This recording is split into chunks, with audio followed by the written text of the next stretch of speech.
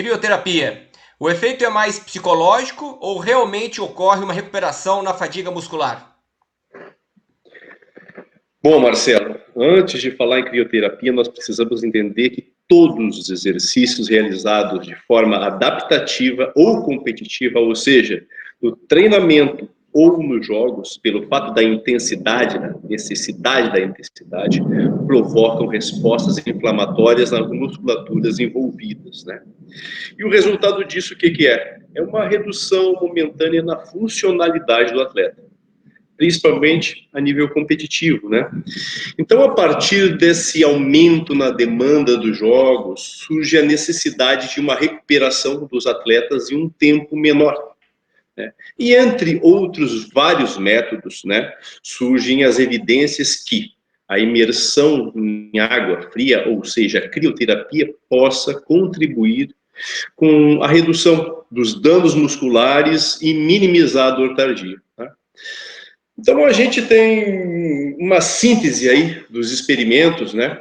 E nesses experimentos, eles procuram descrever a relação que a crioterapia tem com os processos inflamatórios, com a analgesia local e com um leve aumento na circulação periférica, né? Circulação periférica que, de certa forma, facilitaria a oxigenação dos grupos musculares envolvidos na atividade, né?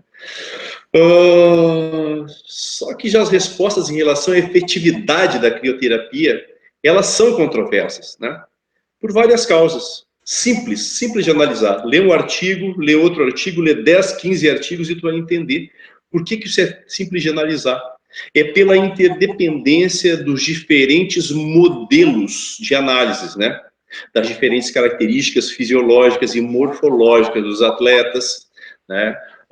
Do nível de treinabilidade que esse artigo foi construído dos atletas, da etapa do microciclo em que foi aplicado esse processo de crioterapia, do próprio tempo de crioterapia, né? Do próprio retorno para o esforço após o exercício. Então, são variáveis que, quando nós lemos um artigo, nós encontramos tudo isso e elas precisam ser repensadas.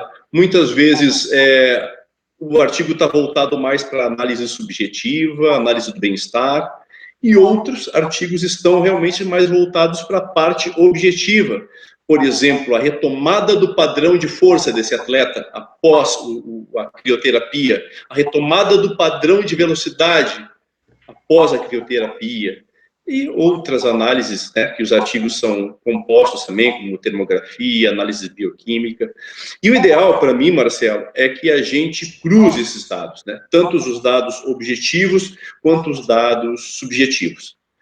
Mas aí vem a minha prática, né? Nós temos atletas aí que não abrem mão da crioterapia após uma atividade intensa, outros que não gostam e não se sentem bem realmente, e a gente observa, e outros que participam da crioterapia porque todos estão participando. E um quarto grupo, que é aquele grupo que participa da crioterapia porque alguém está obrigando, né? Então, eu creio que a gente ainda tem muito trabalho pela frente para entender mais sobre esse assunto, né? E buscar respostas quanto à temperatura ideal da água, da imersão no gelo, quanto ao tempo ideal de permanência, né? Quanto se a imersão ela deve ser contínua ou intercalada com uma outra estratégia, por exemplo, com água quente, com massagem, né? Quais são as interferências, por exemplo, da maturação do ser humano na crioterapia ou do gênero mesmo também. Então, eu acho que é muito válido essa reflexão, ela é muito válida, e que a gente continue pensando, né? As evidências nos ajudam muito no dia a dia, mas nós não temos ainda respostas definitivas. E a ciência é assim, a ciência é construída de pilares, né? O que hoje é um pilar que sustenta, talvez amanhã seja jogado abaixo. Essa é a função da ciência, e talvez seja por isso que nós tenhamos essa vontade tão grande de continuar dentro desse ambiente de descoberta.